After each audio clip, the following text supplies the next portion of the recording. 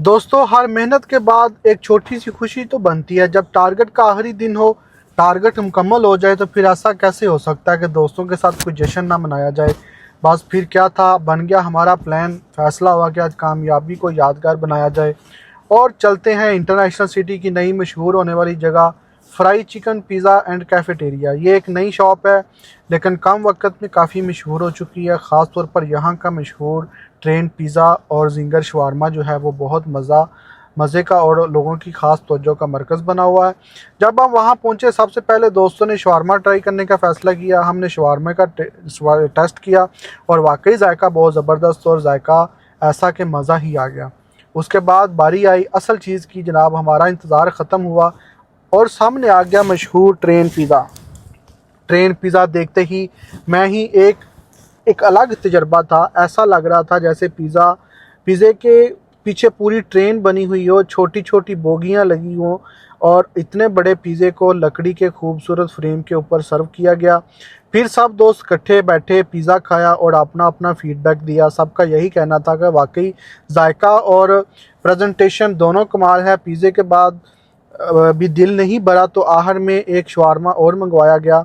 चीमा साहब और राजा साहब जो है वो बड़े जज्बे के साथ शवारमा लगवाया, लेकिन खाने के वक्त दोस्तों वाली बातें शुरू हो गई। कोई कहता तू खा ले, कोई कहता तू खा ले, कोई दूसरे को देखकर हंस रहा था और फिर आखिरकार राजा साहब के लिए भी शवारमा आ गया। बस फिर क्या था, हंसी मजाक, दोस्तों की बातें और खाने के मज़े, ये सब मिलाकर एक यादगार शाम बन गई।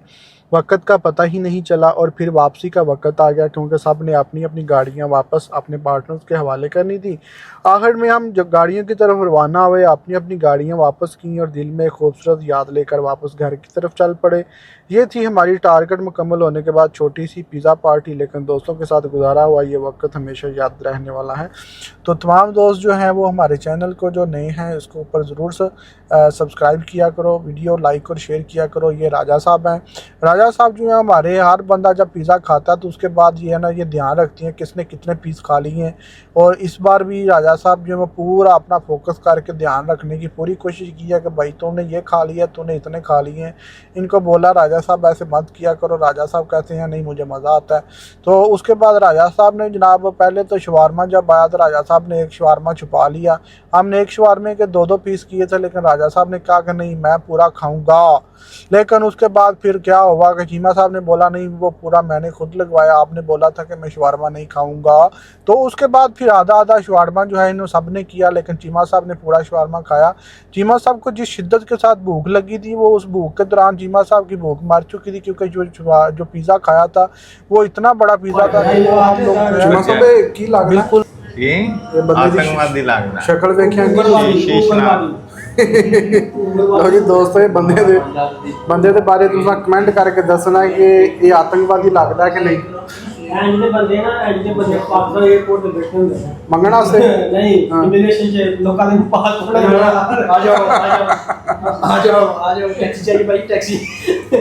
पासपोर्ट का मोड़ा लान बैठे मेरे ये बंदे। ਤੁਸੀਂ ਵੀ ਦੱਸੋ ਇਸ ਬੰਦੇ ਦੇ ਬਾਰੇ में ਕੀ देख के की ख्याल आ आज दे शकीन और मैं आज इनविटेशन कर दिया ना पासपोर्ट रहा था। एक अच्छा क्या कमेंट राजा साफ हो गया जो था एजे ने बंदे बैठे कोई अच्छी चीज जुगत मारो ना कोई एजे का वो आपको शेयर एंजे टूटी जती होंदी है, पासपोर्ट चेक कर लोहे दा डब्बा ਹੁੰਦਾ है, साहब खाली पीपा ਹੁੰਦਾ है।